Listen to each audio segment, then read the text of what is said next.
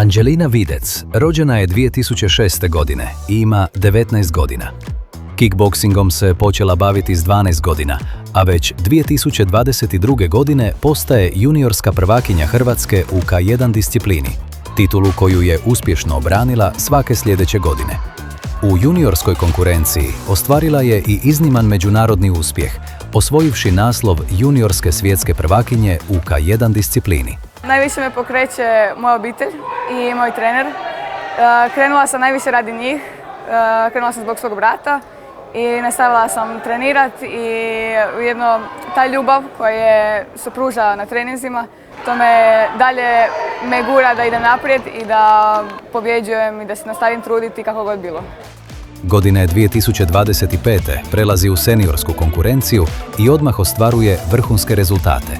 U svojoj prvoj seniorskoj sezoni osvaja prvenstvo Hrvatske te 2 svjetska i 2 europska kupa. Iste godine nastupila je na svjetskom prvenstvu u Abu Dhabiju, gdje je kao najmlađa natjecateljica osvojila izvrsno 2. mjesto na svijetu.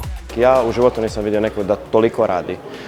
Možda ima naravno tu i talenta, ima tu i drugih nekakvih stvari koje sportaš mora imati, ali ta njena upornost, ta njena želja, ta njena volja za rad, to je wow. I mislim kad se trener nađe sa takvim sportašem, da se onako, kako bismo rekli, kliknu, slažu to, onda je to dobitna kombinacija, što na kraju krajeva govore i njeni rezultati. Trenutno zauzima prvo mjesto na Wako rang listi. Članica je Hrvatske kickboksing reprezentacije, te je uključena u program razvoja perspektivnih sportaša Hrvatskog olimpijskog odbora. Uz sportske uspjehe, Anđelina je i studentica prve godine Kineziološkog fakulteta u Zagrebu.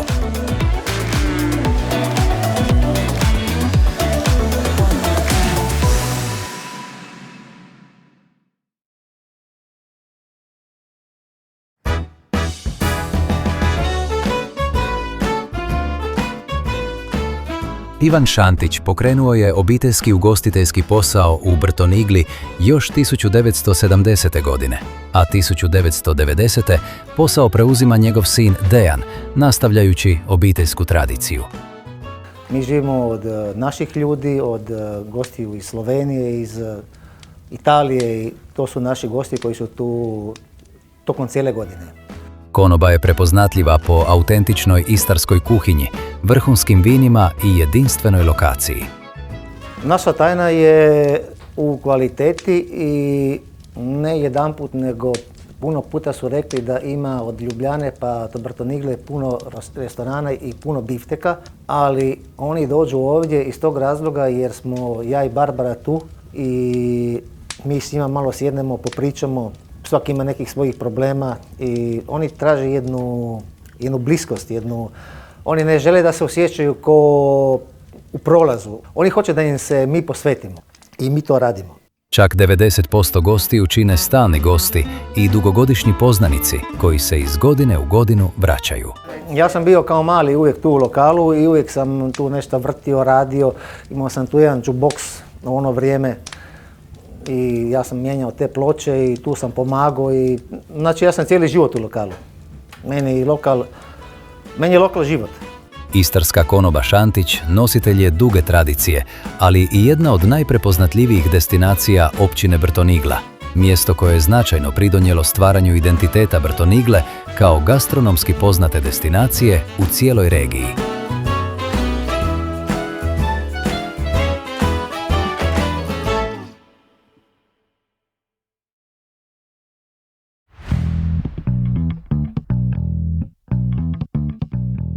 L'associazione venatoria Lepus opera da oltre 30 anni. La sua assemblea costituente si è tenuta il 20 dicembre del 1993 con la partecipazione di 42 cacciatori del territorio comunale.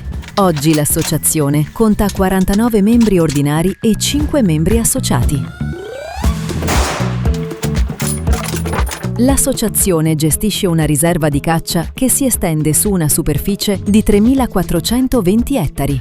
Il primo presidente dell'associazione è stato Željko Ružić, mentre l'attuale presidente è Bruno Ravalicco.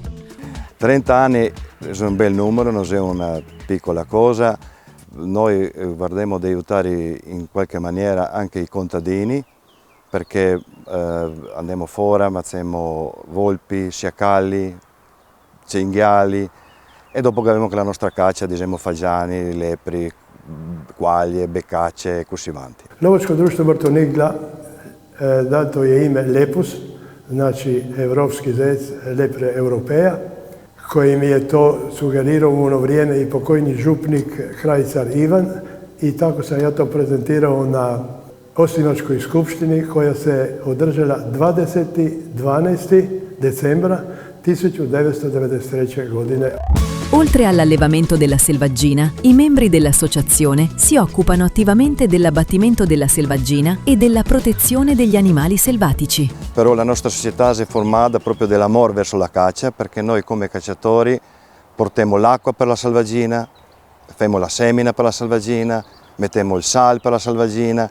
Non è che solo andiamo là e ammazziamo, anche guardiamo di tutelare la selvaggina. Dopo che abbiamo i nostri numeri, più di tanto non facciamo, non ammazziamo, non siamo carnivori, non siamo macellai, come si potesse dire, guardiamo di essere coscienti e avere un po' di etica di caccia, vuol dire che noi ne piace andare a caccia, ma ne piace tanto rispettare la natura e le bestie che c'è in natura.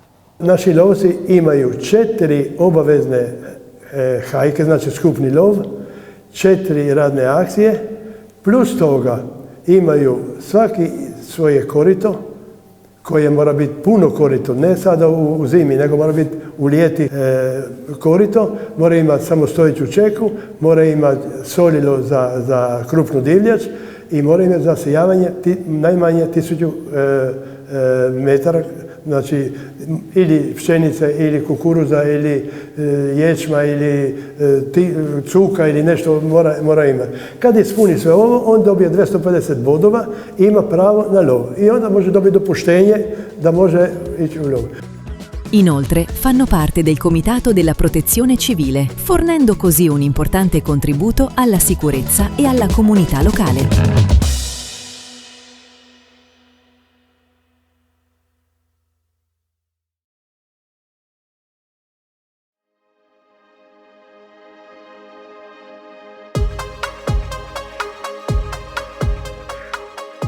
Luca Spitz ha iniziato a dedicarsi alla pesca subito dopo aver terminato le scuole superiori, portando avanti la tradizione di famiglia come pescatore di terza generazione. Penso che prima roba bisogna avere amore, non c'entra, penso che sono terza generazione che faccio questo lavoro, però mi piace questa roba, non mi vedo fare qualche altro lavoro perché mi mancaria questo. Quest'anno gli è stata conferita una targa per i suoi 20 anni di attività nell'artigianato, a testimonianza del suo lungo contributo e della sua dedicanza al settore. Questo lavoro faceva mio nonno, mio papà, mio zio, anche, però come diciamo, giovani come me che ancora siamo stati pochi. Buon che non sei più neanche sul mare come che era, che parla prima, nei passati, adesso è sempre più difficile. Ti lavori e ti dà anche soddisfazioni grandi, fare questa roba che se facile non è, però. Svolge l'attività di pesca a livello locale e nell'impresa familiare è coinvolta l'intera famiglia, occupandosi della pesca, della vendita e di altre attività correlate. I miei figli vengono con me, diciamo, viene il più grande che piace un po' di me, il più piccolo sei contento, però mi aspetta anche quando ti viene con la barca qua sul molo, che ti si lighi, mi aspetta e mi butta le corde, non esiste più bella roba. Nell'ambito dell'attività dispongono di 2 imbarcazioni, mentre complessivamente, a livello familiare, possiedono una flotta di 3 imbarcazioni.